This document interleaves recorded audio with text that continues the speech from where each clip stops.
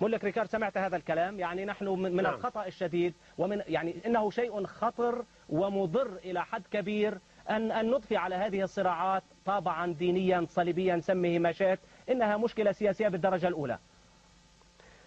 لا، هو أراد الأستاذ صلاح، يظهر أنه أراد أن يختزل الموضوع كله في الكلمة الصليبية. نحن لو نظرنا إلى المشبه والمشبه به وأوجه التشابه بينهما، لو نظرنا إلى الصليبية القديمة من عام 1095 لما بدأت، هي ما بدأت فقط من المتدينين. صحيح أن بطرس الناسك وأوربان الثاني لما أفتى، لكن هناك الملوك الذين شاركوا فيه لتوسعة في سلطاتهم، وهؤلاء الهمج الرعاع الذين جاءوا وهم في طريقهم يزحفون ويقتلون ويعربدون حتى وصلوا إلى هنغاريا وقتلوا أكثر من 6000 شخص، وقتلوا من إخوانهم النصارى البيزنطيين كذلك.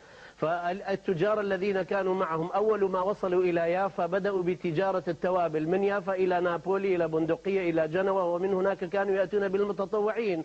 والآن ما الذي تغير في ذلك؟ سلطة سياسية تريد توسعة أركانها، ومتدينون ينفخون في البوق هذا، وكذلك التجار من أصحاب الشركات هالبرتان ديك تشيني ولا كونداليسا رايز ولا جورج بوش الأب، أو هؤلاء الذين يريدون هذه المرة بباخراتهم أن ينقلوا البترول.